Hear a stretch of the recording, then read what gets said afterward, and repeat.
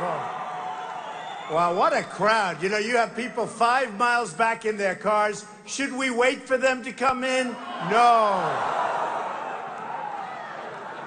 I'll tell you what, I just drove up, though, and it's like forever. The cars are way back there, so they'll just start coming in, and by the time the last ones come in, we'll be finished. We're going to go home, right? Right? So anyway, thank you very much. You know, South Carolina's a special place. They're all saying how well I do in South Carolina, like beyond any place. And I want to just thank you. Fox just came out just a little while ago with new polls, killing everybody.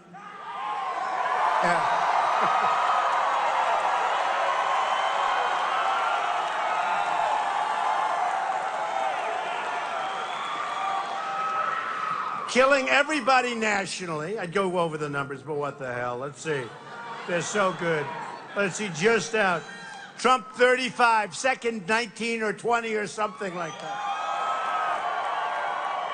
In New Hampshire, absolutely killing everybody. We're just beating them. And I'll tell you, we just came out. You'll be very happy. In South Carolina, big, big, big lead. My biggest of all, actually. So. And Reuters just came out. Trump 42.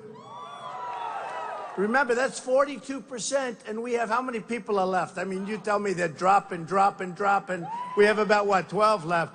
But this was as of a couple of days ago. 42, 16 for Cruz. Carson is at 12 or 12.8. Bush is down low, man.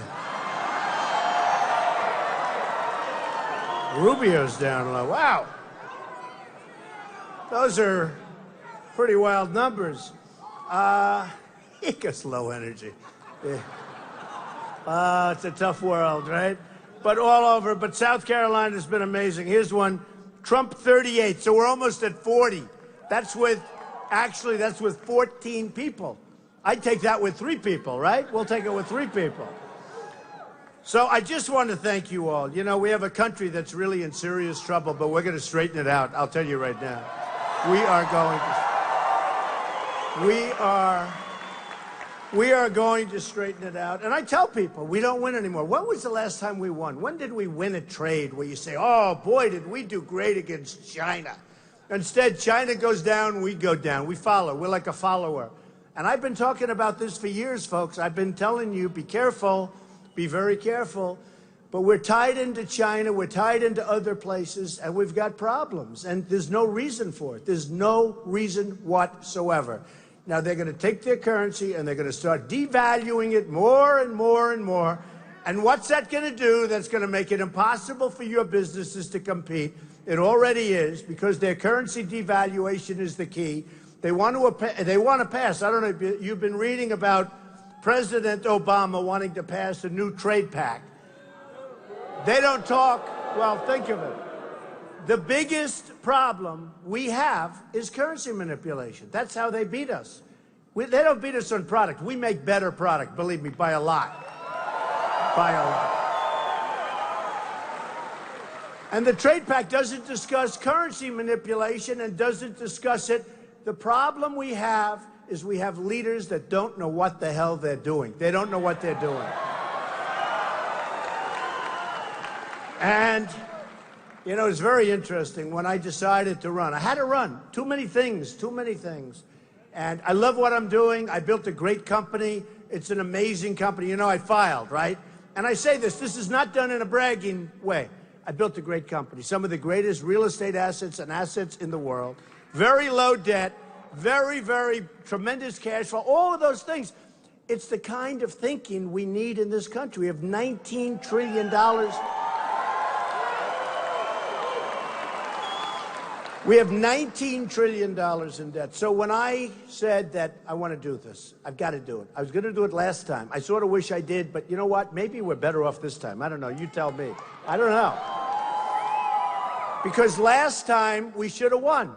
We should have won. But people didn't get out. You have to, by the way, just in case we forget, you have to get out and vote. You got to do it. You know, If the big Republican base got out and voted last time, with all the stuff you hear, you could have won that election, I'll tell you. There was a lack of spirit, there was a lack of something, and it didn't work out. You had a president who was failing badly. It was a race that should have been won.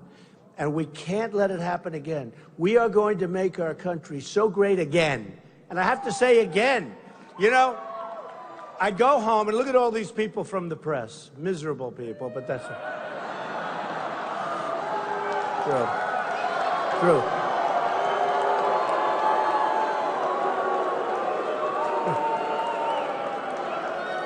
It never fails, okay? But I go home and sometimes I'll say, the American dream is dead, but we're going to make it bigger and better and stronger than ever before. And that's true. That's true. So I went home recently, and my wife said to me, what a terrible statement you made. It was so depressing. I said, what did I say? You said the American dream is dead. I said, no, but I said I'm going to make it bigger and better and stronger than ever before. No. And she said, no, but they didn't put the second part in. In other words, I said the American dream is dead, but, boom, they cut. That's what happens. That's what happens. But I'll tell you what, we're really doing well. The spirit in this country, no matter where I go, I mean, here we are in South Carolina, but I go to, no matter where, even North Carolina, I have to tell you. I have to tell you. North Carolina. And I have a big job there, and it's a great job, and they're amazing people. But no matter where I go, we go to Texas, we went to Dallas, we had 21,000 people. Mobile, Alabama, and they do have a good football team, whether we like it or not. They do. They do. They do. Oh, you'll be back next year. You're going to be back. But hey, you have a good football team, right? You have a good football team. But no matter where we go, it's this kind of incredible enthusiasm. By the way, before I start, I want to thank wherever he is. The fire marshal has been incredible because they wanted to shut it down, and they got extra volunteers, and everybody's standing at doors and everything, and people are flowing in as we're speaking. So, Fire Marshal, wherever the hell you are, we love you. Okay? Thank you. Especially the people that aren't going to have to turn back and go home. But no matter where I go, I mean, it's incredible in Iowa. It's incredible in New Hampshire, here. We go to Nevada, we go to the SEC. No matter where we go, there's people and there's spirit, and it's beautiful to watch, I will tell you. Oh, I love you, too. I thought that was a heckler for a second. No, that was a... Well, I always say I like the hecklers because the only way the cameras turn to show the audience is when we have hecklers. Last night, they had over 20,000 people in a line in Vermont. They said it was bigger than anything they've ever seen. They've never had anything like it. They've had rock groups. They've had everything. They've never seen lines like that. And it was an amazing evening. I guess you probably mostly saw where I said, don't give them their coats. Now, I mean, it was cold out. And I said, don't give them their coats. I was only kidding, right? But a lot of the news media, they said, that was not very nice. I was kidding, folks. I was kidding. We have to kid a little bit. You know, I always say when we did this, I said, we're going to have a great time tonight, considering the subject matter is not so great. Because what are we talking about? We're talking about a country that doesn't know how to make deals, doesn't know how to run their military. Our military is in terrible shape. Our vets are being mistreated horribly, and that's not going to happen. Obamacare is a disaster, and we're going to repeal it and replace it. We're going to repeal it and replace it. Do you know Obamacare? I don't know if you see it. I know everybody that's using it or have to use it, but whoever, you can't afford it. She just said you can't afford it, right? Raise your hat. Go ahead. Look at that beautiful hat. She just said you can't afford it. 25%, 35%, 45% increases. I mean, nobody's ever seen anything like it. It's dead. It dies in 17 anyway, but it's going to be an explosion. Why couldn't it just die now? Let me go in and do something nice and say, they'll blame me. They'll blame me.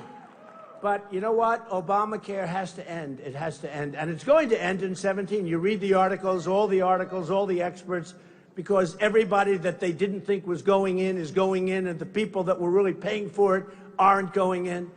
And you know, if you look at your deductibles, I mean, unless you're dying the worst and longest death, you're never going to be able, in a million years, you're never going to be able to use it. So we will change it. We will make it terrific. We'll make it much less costly and much better, and much better. So, and I have to say to the people behind me, that's a lot of people, right? But I have to say. By the way, do you see a bald spot back there? No, right? Not too bad. Not too bad, right? Whenever I have a big crowd behind me, I say, give me a mirror. I don't look at the front, I look at the back, you know? But you know what I'm saying to them? They think they don't have as good a location. They actually have better, because look, see all the cameras? They're going to be the stars. See, that's all.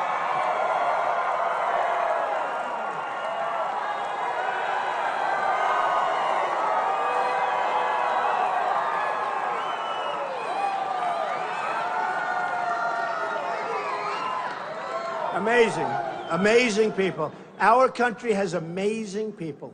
And you know, we're going to start making Apple computers here instead of in China. We really are. That's what it's about. That's what it's about. And we have the people to do it. The one thing, I have been traveling every night. It's another place, another stop, another. The people are amazing. And it doesn't matter where. Here we are in South Carolina. No matter where I go, tomorrow I'm going to Iowa. 2 stops, and then another one on Monday, and then something else on Sunday. I'm all over the place. It helps to have a good airplane, I will say that. I don't know what to do without the airplane. We'd have a problem. But we're all over the place. And you know, I've been a little rough on Hillary Clinton lately because it's been very unfair. Well, you know, when you do things, you have to represent yourself properly. You just have to. And she was not fair. And I think that, you know, and she lied. I mean, let's face it. Number one, it started with the video, the ISIS video that didn't exist. And she said, he's forming. And actually, her husband is in that video. So her husband's in a video.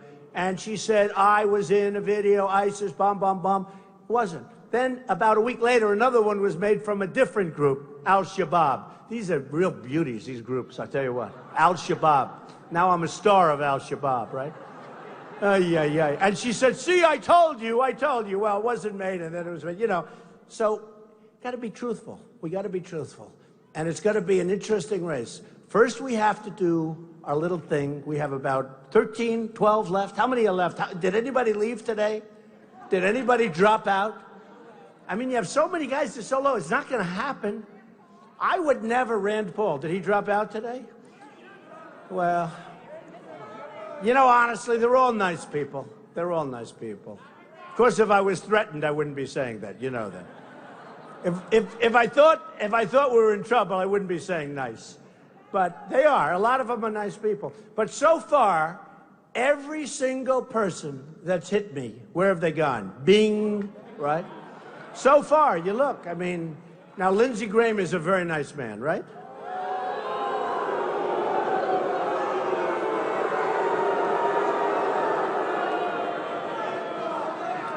He hit me hard. I'll tell you what, he really, you know, it's like, it was sort of strange. It was strange. Boy, did he come after me. I don't really know him, other than one time he gave me his phone number because he wanted campaign contributions.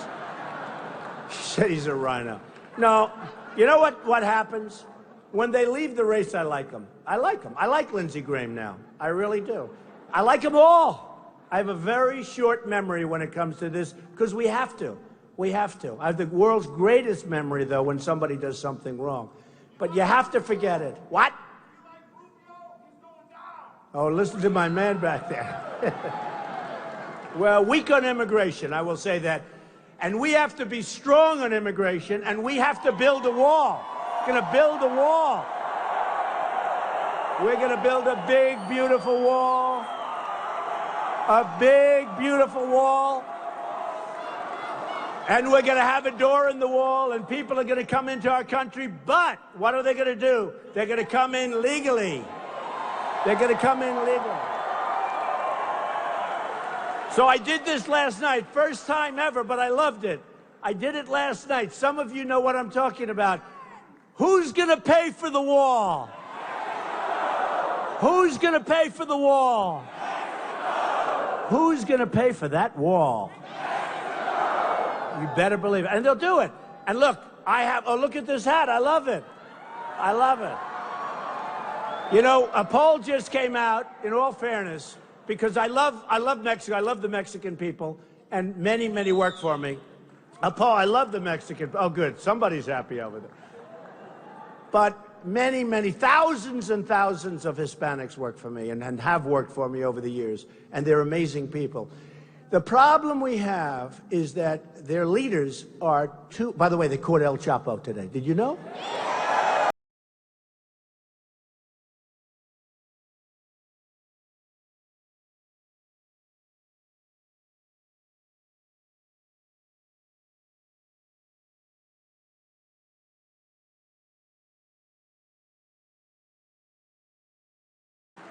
But I've been a big contributor. I've been a massive contributor, not just to Republicans. I contributed to everybody. When I was a businessman, which was actually 6 months ago, can you believe it? Now I'm a politician.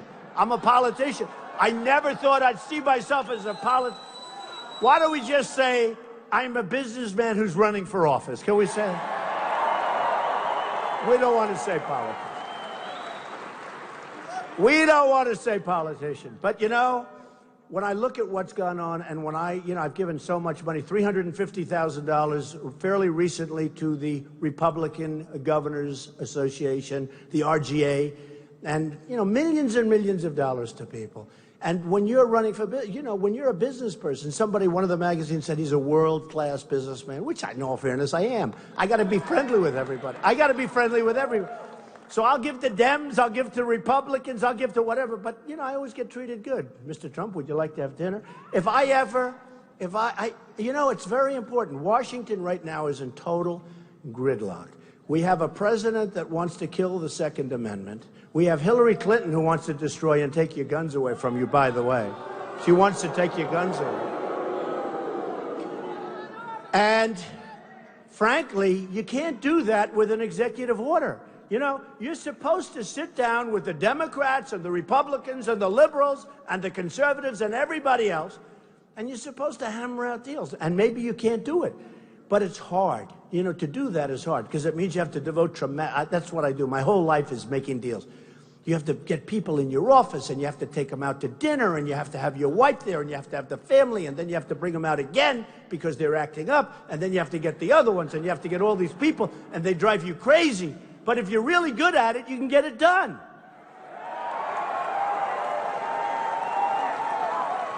But what you shouldn't be doing is saying, you know what? I'll never be able to get anything done, so I'm just going to sign this little piece of paper and let them sue me and let them work it out over the next 5 years when somebody else is on the golf course. You understand? We can't do it. So I just want to tell you, your second, and this is a big Second Amendment area, your Second Amendment, if I win, is totally, totally, totally protected. And I tell the story, if you take a look at Paris, where we had that horrible 130 people killed, others to follow, very, very horribly wounded, sitting in hospitals, and you'll have others to follow. 130 people killed. In Los Angeles, in California, you had the two wackos that came in, how about that, came in on a marriage visa, Who the hell, why are we taking a marriage visa? And by the way, have you seen what's been happening within our country in the last 2 or 3 days? Have you seen? And we have a president that doesn't even want to talk about what's really happening. We have to find out what the hell is going on. We have to do it. We have to do it. But in Paris or in California, if some of the people on the other side, Paris is the toughest gun location, they say, practically in the world, Paris. France, generally, you can't get a gun unless you're a bad guy. You just have a gun, you walk in. I mean, what the hell? Nobody's going to do anything. Nobody else has a gun. So the only ones that have the guns are the bad guys. You saw that with a magazine a year ago. Now you see it here. So they walk in. Nobody has a gun. Bing, move over. Boom, move over. Boom. That's the way they did it. Just come on. Next. Well, and they kill 130 people plus. Now, if somebody in this room, like him, right? Like him, my guy. Guy's been at like 10 of my rallies. He's like my brother, this one. Like him. But, see, that's youth. That's youth. But if somebody in Paris or in California, if they had guns on the other side, not a lot. If they had 3 or 4 people with revolvers strapped to their hip or their ankle, I tell you what, it would have been a whole different story, folks. You'd have bullets going 2 ways. No, you'd have bullets going 2 ways.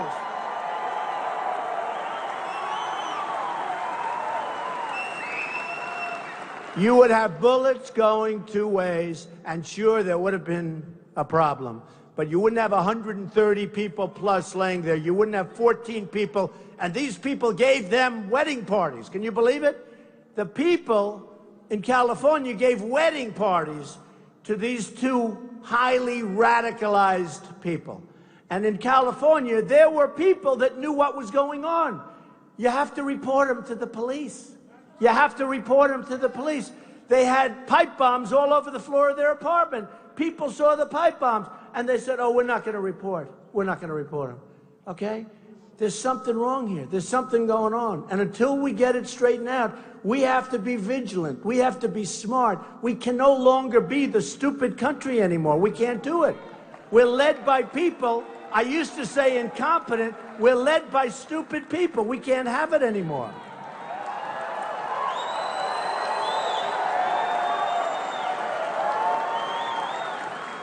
So every time I say, and every time I talk about Second Amendment, I bring up things like this. I can bring up 100 others. Like, how about these gun-free zones on military bases? We have the 5. Say it. I can fix it. Jeb can't fix it. I can. Well, actually, Jeb Bush came out with a statement. He can fix it. Now, if you're in politics, you don't want to use the word fix. Fix means ding, ding, ding, ding, right? You don't want to use that word. No, I take care of things, believe me. It's going to be fixed. There's a lot of things. You know, when we have budgets, and how about the budget that was just passed, okay? No.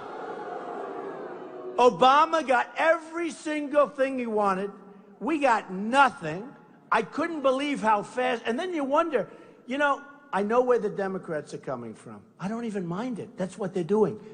But what about the Republicans? We elect them, all of us. They go to Washington, and they become different people. We're going to end Obamacare, that you give them a vote. We're going to end Obamacare. We're not going to let people come in from Syria that we never saw before, that we have no idea where they are. They could be ISIS, and they could be ISIS. And by the way, it's turning out that they probably are ISIS. You see, the migration, right? You see, it's sad. I mean, it's sad. But then you look and you say, there's so many men. They're so young. They're very strong. Where are the women? Where are the children? And you look, and then on top of it, they have cell phones. Now, what the hell? How are you in a migration? You don't have any papers. They don't know where you come from. You have no documentation, but you have a cell phone. And on the cell phone, what's on there? ISIS flags, right? They have ISIS flags on the cell phone. They have pictures of horrible carnage on the cell phones. What are we doing, folks? What are we doing? What are we doing? We can't do it any longer. I didn't need to do this. Believe me, I had a very nice life. I have this beautiful family. I have a beautiful company. I had to do it. I had to do it. You know, politicians are all talk. They're no action. I'm telling you. I deal with them. And not every single one, but just about. I've dealt with them for 35 years, for so many years. And that's all. I get zoning in New York. I get everything I want. I know so much about politicians. All talk, no action. The thing they're best at is getting reelected. The thing they're really good at is getting people to give them money to get reelected. And you know what? When that happens, and I'll tell you, so let's go back to Ford. They build a plant. We know it's no good. How is it good? You don't have to go through college. You don't have to go through anything. They build a plant, $2.5 billion plant in Mexico, right? Now, let's say that Hillary gets in. She's given $100 million and going to be much more than that. And all of those people that put up 5 million, 2 million, 1 million, believe me, they control her. So she knows it's no good. So she'll say, it's no good. Then she'll be visited by a lobbyist, by a special interest group, or by her donors. And they'll say, we gave you a lot of money, or somebody gave you a lot of money. You can't do this. This would be, and she'll say, all right. Now, here's the difference. Trump wins, right? Right? Okay. So Trump wins. I know the lobbyists. I hire the lobbyists. They're very good. They're very capable. I could get almost anything. I think I could get almost anything passed. Okay? I think I could get almost anything passed. I know the good ones. I know the bad ones. And, you know, I mean, I understand the game. And I think you have to understand the game like Obama doesn't understand the game. He doesn't know radical Islamic terrorism. He doesn't know. He refuses to say the name. If you don't say the name, you're never going to solve the problem. I know the game, and I know the game very well. And these people will come in.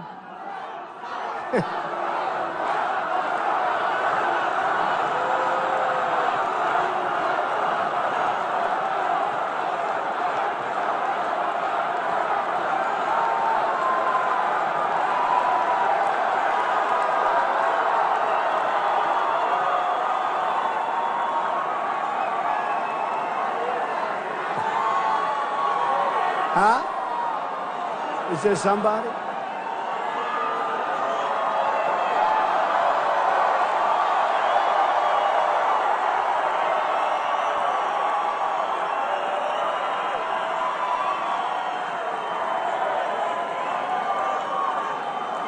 Was there somebody up there?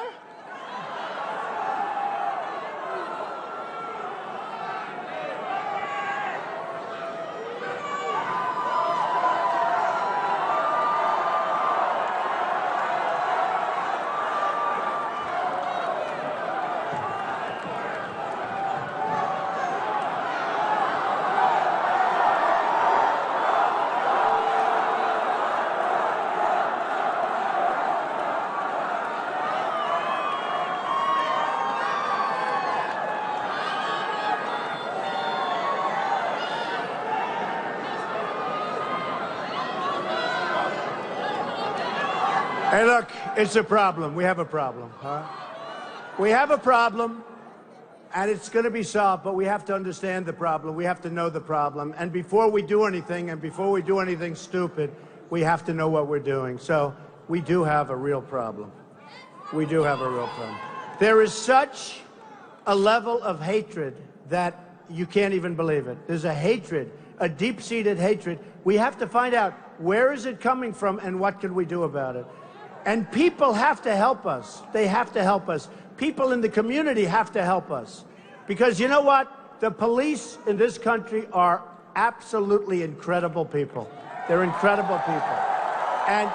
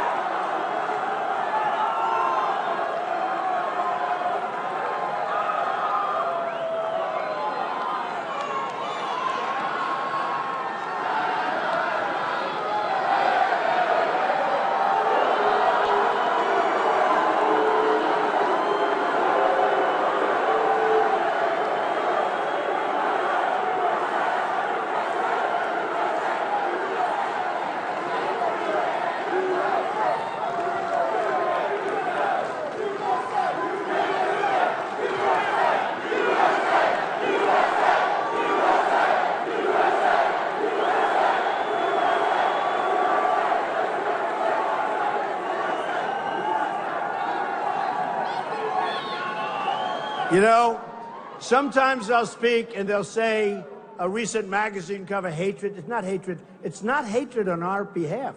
There is hatred against us that is unbelievable. It's their hatred. It's not our hatred. It's their hatred.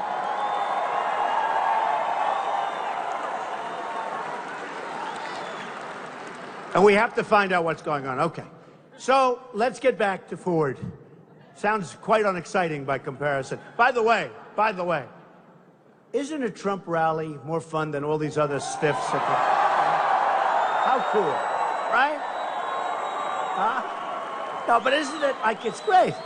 It's great. I mean, last night it was like so amazing. Tonight's amazing. And then you go to some of these other, I mean, you go to Jeb Bush's rally, you fall asleep almost immediately. Now, you go to these other, first of all, instead of having 10,000 people, you have like 2 people. You have 2. Did you see this clown O'Malley? His big credential is that he was the mayor of Baltimore, right? Now he's running for president. He was the mayor of Baltimore. He has a deal like this. One person showed up. He sat and talked to him for 1 hour. After the guy left, the press is all out there. Are you going to vote for him? He goes, no, I'm not. No, can you believe it? So you'd say, why doesn't he just go home? He's wasting his time. And I can say that about certain Republicans. I don't want to hurt anybody's feelings. So now I'm in too good a mood. I don't want to hurt their feelings. But people should go home so we can get on with this thing, right? Right? So here's what happens. So Ford, they built a big plant. Everybody knows it's wrong.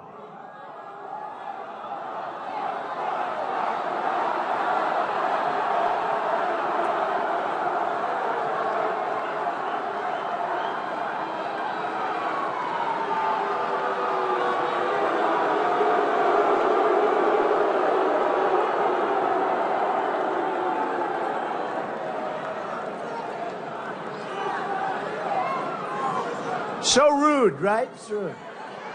You know, okay, so here's what happens. 3 weeks ago, we had a really rough guy. He was swinging fists. He was doing everything. So the guards, they're not my guards. They work here, and they're the police. So they start swinging. It's a fist fight. They take the guy. They you know, it was a rough deal, right? And I was rough. I said, get him out of here. Get him out of here. And I actually said it differently. Ready? I said, get him the hell out of here. Okay. Right? So the next day, headlines, Trump was very nasty and rough, and it was disgraceful. I was killed on that thing. So the following evening, we had one guy, the whole evening, one person. And I said, because I was I was really mistreated by these people. They're the most dishonest people in the world. So we had this guy, not a good person either. And I was so nice. I said, no, don't hit him. Please be careful. Walk him out. Please, don't hit him. Be very nice. I got killed then. They said, Trump is very weak. He wasn't strong. So I can't win. I can't win. Oh, I tell you what, I like the old days better. I like the old days better, okay? I used to love those old football coaches. They would be rough. You know, like the players can't take it, right? I loved Vince Lombardi. Did we love Vince Lombardi? There was no games. There was no games. The old days were different. Today you have to be very, very gentle, very, very careful.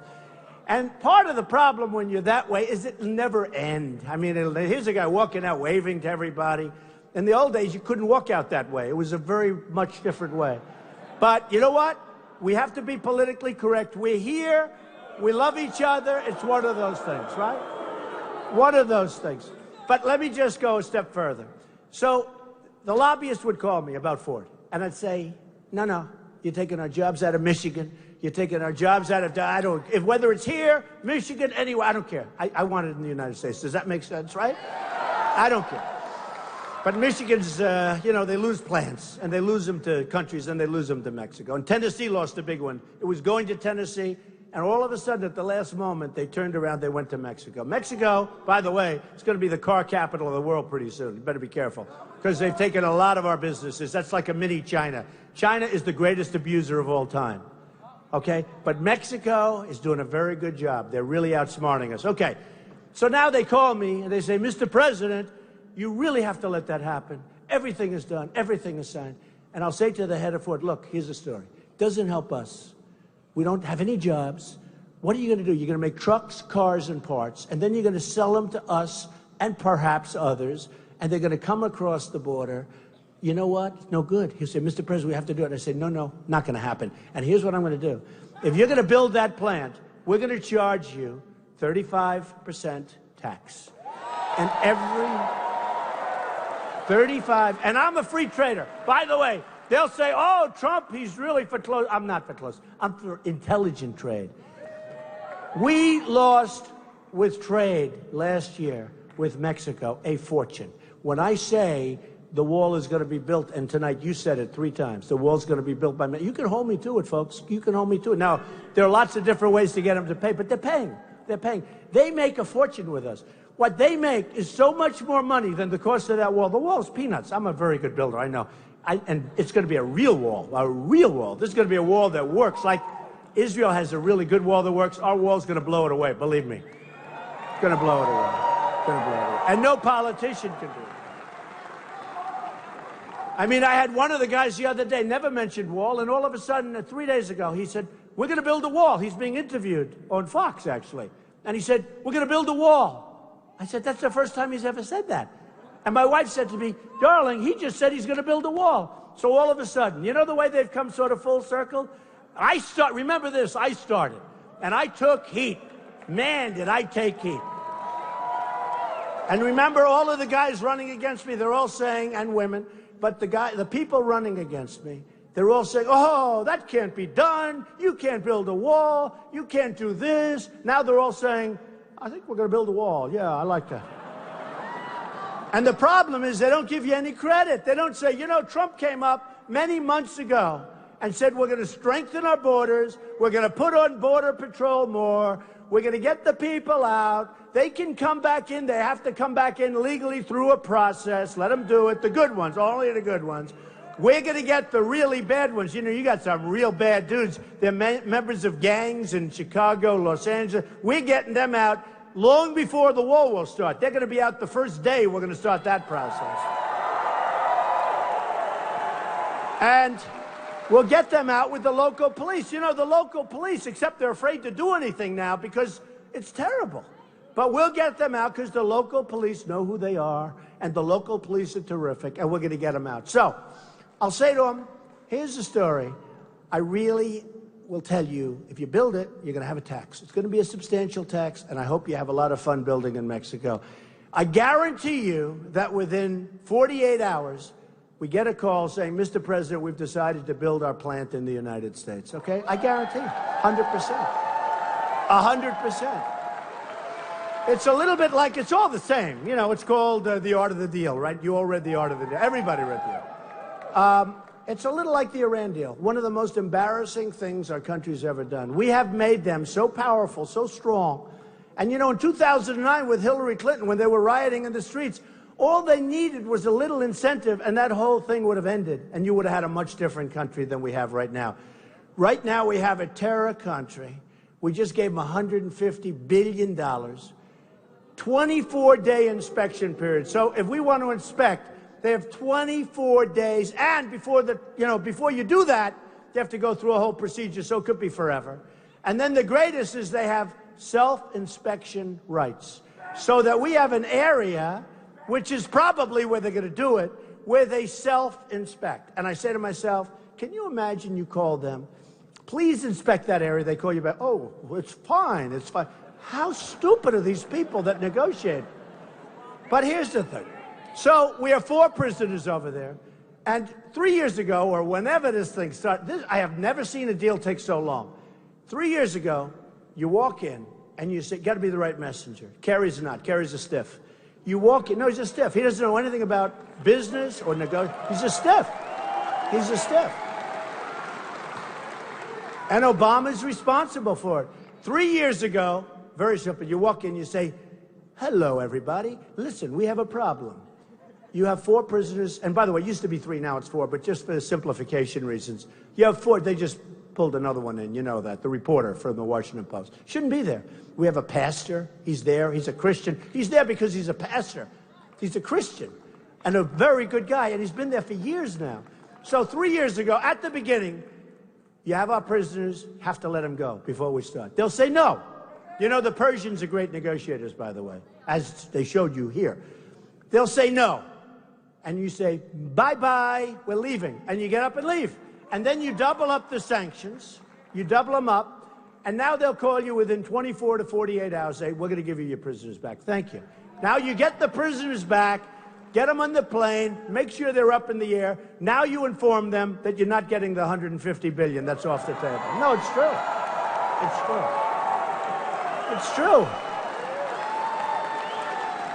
It's true. I mean, we gave them 150. You know, people are worried about them developing nukes. They can buy them. What the hell do they have to develop them for? Now, the other day, if you see, and, you know, part of the beauty is of doing what I do. I have a very good memory, so I can do this. No teleprompter, right? Is there a teleprompter? This is like a magic. This is like a magic act. Is there a teleprompter? I saw Hillary the other day. Ba, ba, ba, ba. Ba, ba, ba, ba, ba. Ba, ba. And the worst thing, she was outside. So, you know, and outside, they paint them black on the back. You can't even see. So this whole half, it was the biggest screen I've ever seen. And she's going this way, that way. And I won't say, but I saw one of our Republican people the other day making a speech with a big, fat teleprompter. Anybody can do that, right? But one of, and I don't read the speech. So the other thing, I have a couple of notes, right? The other thing, I don't want to sit here, da, da, da, da. It's so easy. Of course, you know, after about 2 paragraphs, everyone's walking out. But one of the beauties of doing what I do, which I think very few people do, a friend of mine said, you mean you're speaking in front of 21,000, this was in Dallas, you're speaking in front of 21,000 people and you don't have a speech that you're going to read? Because he calls me and said, I'd love to see your speech. Everyone's talking about it. I'd love to see your speech. I said, I have one. I speak from the heart. And it's true. I speak from the heart. I speak from the heart. And the brain, by the way. We don't want just heart, folks. We want brain. Let me change it around. I speak from the brain, but I also speak from the heart. But one of the beauties is we can talk about things that took place 2 hours ago. Nobody's writing and speeches and, you know. And look what happened a couple of days ago in Iran, right? With the embassy, with the Saudi Arabia. I saw that and I said, here we go. They've taken over Yemen. They're really working hard for Yemen. They don't want Yemen. They want to go into Saudi Arabia. Now, here's the problem. Saudi Arabia executed all these people. Not good, okay? Not good. You know, we have no babies over there. This is not a deal. I want to get back to rebuilding our country. But we got to straighten that out now, because we can't have people cutting off Christians' heads and everybody else's heads. And we can't have people. I was against the war in Iraq. A lot of people said, oh, he's too tough. He's too tough. I was against the war in Iraq. You got to know when to use it. Because I said you're going to destabilize the Middle East. So it cost us $2 trillion, thousands of lives, wounded warriors all over the place who I love. These are the greatest people. The spirit they have, they're the greatest people. They're the best people. All over the place, right? But you got to know when to use it. So I was against, and here's the story. We need somebody with great compassion because we have difficulty. We have people that need help. We got to help them. You know, a lot of times they say, as a Republican, you're not supposed to say that. And my attitude is, oh, I have to say something other than that. What's the purpose of doing it? And we can do it. When we bring our jobs back to this country, we're going to save Social Security. We're going to save Medicare. So many of these people that I'm running against, they want to destroy Social Security. You've been paying into it for years, especially the older people have been paying. You've been paying it into it for years and years, and now they want to raise ages and do this and do that. I don't want to do that. I want to take our money back, because in the history of the world, there has never been a greater theft than what China has done to our country. It's true. Now, multiply that by a lot of other countries doing the same thing, but on a smaller scale. There's never been. We've rebuilt China. When you go over there and you see the bridges and you see the tunnels and you see the kind of money, the airports, and then we land at LaGuardia with its potholes in the runway, we're like a third world country. We've become a dumping ground for the rest of the world. We can't have it anymore, folks. We can't have it anymore. Not going to happen. Not going to happen.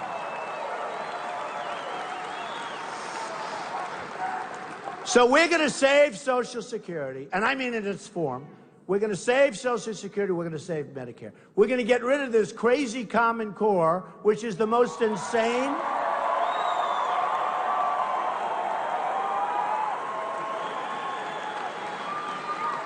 Which is the most insane thing, where your children in South Carolina, your children are educated by people and bureaucrats that make a lot of money living in Washington, D.C. I don't think so. Not going to happen. Not going to happen. And, you know, people like Jeb Bush, I don't want to bring up his name because he's down at 2% in the polls. He spent, think of this, he spent $68 million, right? And this is a great thing. I love talking about this, but now I'm going to actually start to spend money because I don't want to take a chance. I'm afraid to take a chance, right? But Jeb spent $68 million on his campaign. He's down here, like really, really low, okay? I spent nothing, and I'm #1. Now, I spent nothing. I mean, practically nothing. I pay for fuel, right, you know? But I spend very little. And wouldn't it be nice if our country could spend very little and be #1 as opposed to always, really, the mentality? Wouldn't that be nice? Wouldn't that be nice? Think of this. I'm a big believer in education. So education. We're ranked number 28 in the world, and yet in terms of payment per pupil, we're #1 by far. #2 is so far back you wouldn't even believe it. So we spend much more than any other country by far, and yet we're ranked number 28 in the world. We have third world countries that have a better educational system than us. So we got to do something about it. We got to do something. So with my campaign, I look at it the same way. But wouldn't it be great, though, if we could do that? We spend less and we get a better result. That's what I want. And that's what we're going to do. And that's what we're going to do.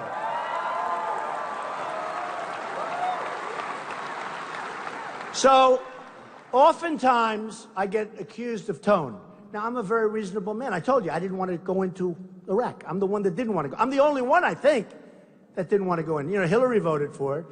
I think Rand Paul, maybe, but it's irrelevant now. It doesn't matter. But I think he might have been there, you know. But I didn't want to go in. I'm the most militaristic person there is. But you got to know when and where and all that stuff. You can't do this. And the other day, Putin, he said, Donald Trump is brilliant.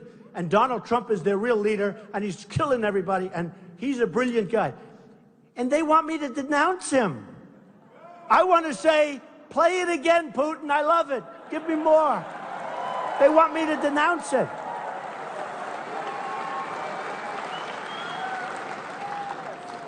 We will get along in the world, and my temperament is great. They say the tone, that my tone isn't nice. You know, they're killing us all over the world. We're fighting wars all over the world. Who the hell cares about? We want tough tone. We got to have tough tone. We got to have tough tone. And we've got to be unpredictable. You know, I hated telling the oil thing. You know, for years I've been saying, take the oil, take the oil, take the oil, right? I've been saying. They've all said, oh, that doesn't work. That's no good. I said, why is it no good? ISIS is fueling themselves with the oil, right? Everybody knows that. Like $1 million a day with oil. They're making a fortune. And I said, take the oil, take the oil. And Obama's White House would say, well, that wouldn't work. Why wouldn't it work? I mean, they're making, now they're also making a lot of money with the banking stuff. Oh, do I know banking? Nobody knows banking. There's no banker that knows banking like me. Coming in through all sorts of crazy circuits and channels. And let me tell you, I know how to end that. But we have to drive them into poverty. Right now, they're making a fortune. So I said, take the oil. They didn't do it. All of a sudden, a couple of weeks ago, they started hitting the oil. But I wanted to not just hit the oil. I wanted to take the oil. And I wanted to give some of that profit to wounded warriors and to vets and to families who lost children.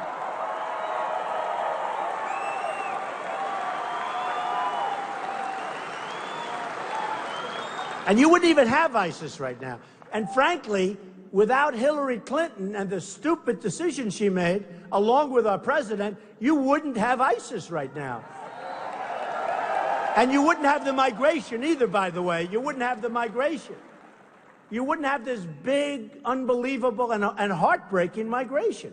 It was all bad decisions. All bad decisions, and we're going to stop it. And we're going to do things that are going to be great. Now, many of the greatest business people have backed me. Carl Icahn is an example. He's a great businessman. A lot of people, maybe you've heard of him, maybe you haven't, but Carl Icahn, a great, great businessman, very rich guy. He doesn't want money. He would love to do something. If I, as an example, I'll say, Carl, handle China. That's it. Go away. Go home. Go back. Relax. It's going to be just fine. It's going to come down, down, down. All of it's going to, and you know what? The impact, when we lose 505 in terms of trade, we're losing $505 billion a year? $505 billion. What the hell? Now, I have a friend who's a great manufacturer. He can't do business with China. They come in and they dump all their stuff. When we want to do it, he can't get in. And when he does get in, he has to pay a massive tax. That's not the deal. The deal is no tax, right? Free borders. Yeah, it's free for us, but it's not. It is absolutely horrible what's going on. Japan also, they just lowered the yen. They're killing us. Caterpillar, look at Caterpillar stock. Look at Komatsu. They have Komatsu. They make excavators and things, bulldozers. Good company, not as good as Caterpillar. The machinery's not as good, but it's good. And I have a friend, he just bought a big order of Komatsu. He said they've devalued the yen to such an extent, to such an unbelievable extent. And I see him, he's like depressed. All his life, he's bought Caterpillar. Take a look at Caterpillar now. Take a look at their stock. And I've been talking about this for 2 years. And I knew it just from the one friend, because he's a big buyer of equipment and always bought Caterpillar. Now he's buying Komatsu from Japan. How the hell do we let them do this? How do we let them get away with it? We have Carolyn Kennedy as our trade negotiator, as our ambassador. She didn't even know what she was. She was like, it was the craziest thing. She said, I'd like a job. Would you like to be ambassador to Japan? It was on 60 Minutes. She said, really? And this is who we have negotiating with some of the greatest killers in the world. Abe, the new boss. He's the best one they've had in 50 years. Lowering the yen, lowering the yen. They're killing us. We can't let it continue, and it won't continue with me. I have the best people in the world. The best. I have the great, look, I know all of them. Some are great, some aren't so good, some are overrated, some are phenomenal, some you've never heard of and they're better than all of them. I have the best. I have people calling me that are worth billions of dollars, that have made a fortune, that are phenomenal. They want to do, they don't want any money. They want to do it. I say, Japan, you work on it. China, you work on it. I mean, guys like Carl Icahn, we will make our country rich again fast. We will make our country great again. We will make our country great again. And, you know, at one of the rallies, a woman came up, a beautiful woman, an older woman. She came up to me and she said, Mr. Trump, it doesn't sound good when you say we're going to make our country rich again. I said, I got to make it rich before I can make it great. We don't have any money. We're a debtor nation. I got to get rid of this $19 trillion. $19 trillion. And now with this horrible deal just made by the Republicans, it's going up to $21 trillion. $21 trillion. And I said, so just, then she said to me, same woman, she said, do you think you're nice enough to be president? I said, I really am. I think I'm a nice guy. I love people. I'm doing this because I love people. But I said, but I'll be honest with you. I don't think it matters. This is going to be an election of competence, not niceness. We're tired of, it's going to be an election of competence. So, what we're going to do is we're going to have strong borders. And we're going to have the wall. And the wall's going to be great. And we're going to let people come in, and they're going to come in legally, and we're going to be really proud of ourselves. We're going to have a country back again. We're going to get rid of our health care problems that we have now in terms of Obamacare. It's going to be gone, and we're going to come up with great plans. We have so many great plans. They're so phenomenal. They're so much better and so much cheaper. And by the way, not only you, it's also the country. The country is paying so much. You're paying so much. You know, you think of yourselves, Obamacare is going to be unaffordable by the country. You know, you're trying to cut costs. This thing is mushrooming. It's a disaster. So we're going to fix that. We're going to fix our military. It's going to be so strong and so big and so powerful that nobody's ever going to mess around with us. Nobody. Nobody is going to mess around.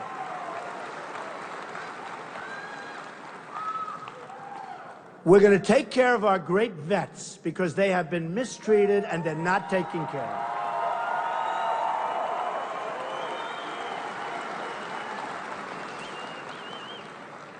We are going to knock the shit out of ISIS, and it's going to happen. It's going to happen fast. It's going to happen, and it's going to happen fast.